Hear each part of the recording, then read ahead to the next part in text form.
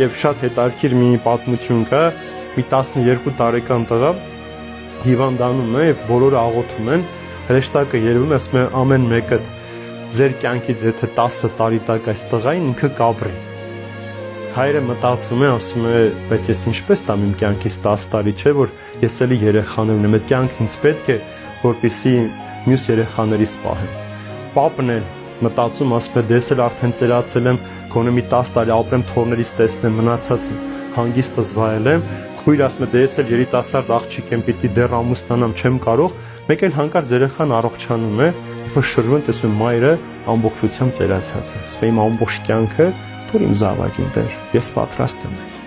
Մայր, այո։ Ուրեմն սա շատ կարևոր է, որ դու աղոթում ես մեկ ուրիշի համար եւ քո աղոթքը շատ զորավոր է։ Հիսուսը եթե դուք չեք աղոթում ուրիշի համար, ինչպես ձեզ համար եք աղոթում, այդ աղոթքը այլևս զորություն չունի։